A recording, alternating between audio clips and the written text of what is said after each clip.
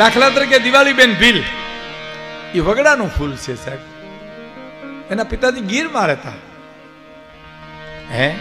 એક ભીલની દીકરી ગાંધી ગીરમાંથી ગીતને ગળામાં લઈને દિલ્હીના દરવાજા સુધી પડઘા પાડે, એ વગડાનું ફૂલ છે સાહેબ, કુદરતનું ફૂલ છે.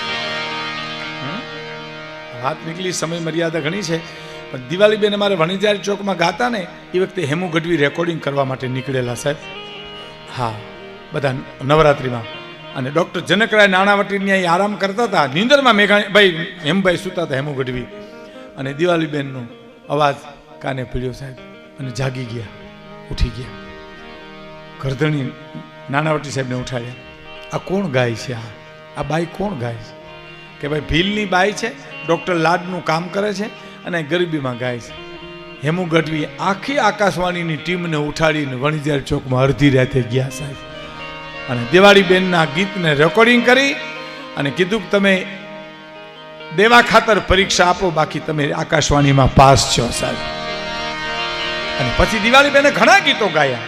કહેવાનો મારો અર્થ, એ મેઘાણી મરજીઓ હતો, કારણ એ વાણીઓ હતો, આગળ બુદ્ધિ વાણીઓ. અમારે માનભાઈ ગઢવી અમારે થાન કહેતા કે ભગવાને બુદ્ધિ વેચી ત્યારે જેટલી વાણિયાને દેવાય એટલી દઈ દીધી, વધી એમાં આપણે બધાય ગઢવી, પટેલ ને લુવાણા, કોળી, દરબાર એ બધા એમાં આવી જાય. એનું કારણ આગળ બુદ્ધિ વાણીઓ, પાછળ મતી બ્રહ્મ એટલે બ્રાહ્મણ નહીં, બ્રહ્મ આપણે બધા આવી જાય. આગળ બુદ્ધિ વાણીઓ, પાછળ મતી બ્રહ્મ, તરક બુદ્ધિ તરકડો ઘૂસતો મારે ગમ.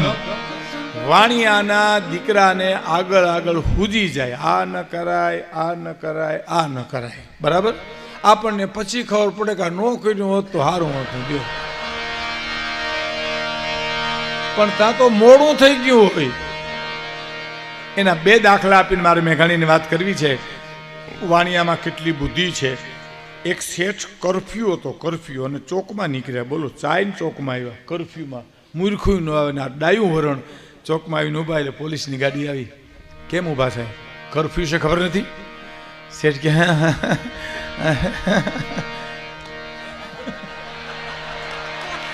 કઈ બોલ્યા જ નહીં, દાંત પીટા કાઢવા. સાહેબ કે બેસી જાઓ જીપમાં, હાલો, કરફ્યુ છે ખબર નથી, હાલો પોલીસ સ્ટેશને. બેસી ગયા જીપમાં. પોલીસ સ્ટેશને લઈ જતા હતા, રસ્તામાં કહે, હે સાહેબ અહીં મારી દીકરી રહે, કે સમાચાર દઈ આવું કહેતા હો તો હા દઈ આવો, પાછા જટ આવો. એ ગયા પછી કોણ આવે સાહેબ? અંદર ગયા પછી પોલીસ ઓફિસર એને બોલાવા ગયા કે શેઠ બાપા બારા નીકળ્યો તો કે સાહેબ તમને ખબર છે કરફ્યુ નીકળાય બારો? જો બોલો, એની ડોકમાં ગાળીઓ નાખી દીધો. તમે ઉઠીને એમ કયો બારા નીકળો? આ મને તમને ન આવડે. આ ઈ નાયત જ કરી શકે. કરફ્યુમાં ખાતાની જીપમાં બેહીને દીકરીની આંટો દઈ આવે લ્યો. આપણી તાકાત બાદની વાત છે. એક બીજી વાત એની ઝીણામ ઝીણી કરી દઉં સાહેબ. અમારે સૌરાષ્ટ્રમાં એક શેઠ હતા, એને 60,000ની ભેંસ લીધી, બનેલી હકીકતો. 60,000ની ભેંસ લીધી અને 15-20માં એને 30,000માં વેચી નાખી. બોલો, 50% ખોટ ખાધી. અને કોકે કીધું કે શેઠ બાપા ભેં વેચી નાખી? તો હા. કેટલામાં લીધી? તો 60,000માં. વેચી કેટલામાં? તો 30,000માં. 50,000 ભાઈ 50% ખોટ ખાધી. તો કે હા. લીધું શું? તો કે 5,000ની બકરી. તો કે આનું કારણ શું? તો કે ભેં બોલું તો છાતીમાં દબાણ થાય.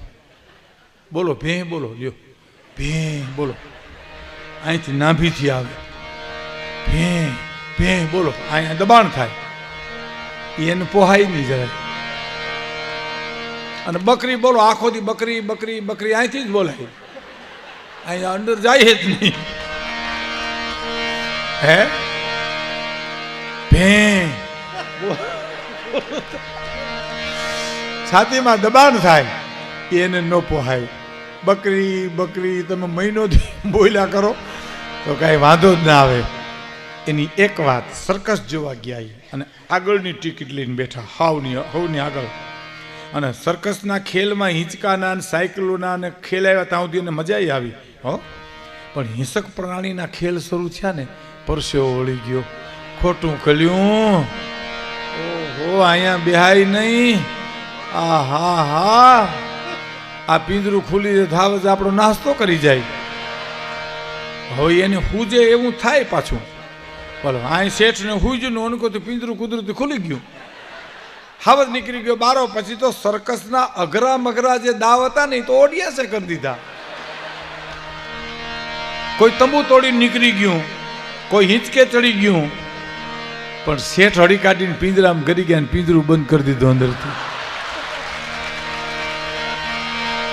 આ આવડે આપણને? આ નો આવડે. હાવજ જેવો નીકળી ગયો એમાં હળી કાઢીને પિંજરામાં કરી ગયા, પિંજરું અંદરથી બંધ કરી દીધું. અને ઠેકડા મારે હાવજ અંદર તો આપણે બહાર, આપણે બહાર તો હાવજ અંદર. કોકે કીધું શેઠ બાપા બારા નીકળો, આબરૂના કાંકરા થાય. તો કે કાંકરા ભલે થાય, મરીએ તો મોટા મોટા પાળિયા થાય, એના કરતા કાંકરા હારા, કાંકરા હારા. આ મારે જે વાત કરવી છે મેઘાણીની, એનો એક પ્રસંગ મારી માતાઓ બહેનો દીકરીઓ વડીલો બેઠા એટલે કહું. મેઘાણીભાઈને કોકને પૂછ્યું, મેઘાણીભાઈ આ મને બહુ ગમે છે પ્રસંગ છે કે દરિયાના ગીત લખવા કોઈ ગાતું છે? શું ભાઈ સાહિત્ય મેળવ્યું હો, જબરજસ્ત સાહિત્યની ખેવનાની જબરજસ્ત હતી. મેઘાણીભાઈને કોઈ એમ કહેતું ને ભાઈ કે અમારા ગામમાં એક ભાઈ ભજન બહુ સારા ગાય, તો તરત જ એમ કે હાલો ને આપણે ભજન સાંભળવા જાય. તો એ અભિમાની બહુ છે મેઘાણીભાઈને કહે ઓલો માણસ અભિમાની બહુ છે ભજન ગાઈ. તો કે અભિમાની કેવા છે એ તો જોવા દો, એમ એ સાહિત્યનો ભાગ છે ને. અને ઓલો માણસ એમ કે તમે ત્યાં જાવ ને ભજન ન ગાઈને તમારો અપમાન કરે તો કે એ જોવા તો દો કેવું અપમાન કરે, કેવો હું સહન કરી શકું છું. એ સાહિત્યનો ભાગ છે સાહેબ. એ માણા રાષ્ટ્ર શાયરનું બિરુદ પામી શકે. દરિયાના ગીત કોઈ ગાતું હશે, મારે લખવા. મેઘાણીભાઈને કોઈકે પૂછ્યું હતું કે દરિયાના નીર ખારા કેમ છે? તો મેઘાણીએ જવાબ આપ્યો હતો કે દરિયાના પટમાં કંઈક બેનુના જવતલિયા બુડી ગયા, એ દરિયાના પટમાં કંઈક આશાભરી નારીના કંથ બુડી ગયા, એ દરિયાના પટમાં કંઈક જનેતાના દીકરા બુડી ગયા, દીકરા બુડ્યા પછી મા રોઈએ છે, પતિ બુડી ગયા પછી પત્ની રોઈએ છે, ભાઈ બુડી ગયા પછી બેન રોઈએ છે. આહુડા ગયા ને દરિયો ખારો થઈ ગયો. મેઘાણી કે સાહેબ કાલના હું ને તમે ટીવી ઉપર જોઈ છે આ વાવાઝોડું ઉપડ્યું છે ને એમાં ખારવાઓનું પ્રસંગો બધા આવે છે. કેટલા વાણ આવ્યા, કેટલા મતદરીએ છે, કેટલા વાં છે, કેટલા વાં છે. ટીવીમાં જોઈએ રૂવાડા ઊભા થઈ જાય. એ મતદરીએ મોતના મોઢામાં જદુમતો હોય છે, એ કેવો હોય છે સાહેબ? એનો મારે પ્રસંગ કેવો તમને હો. હા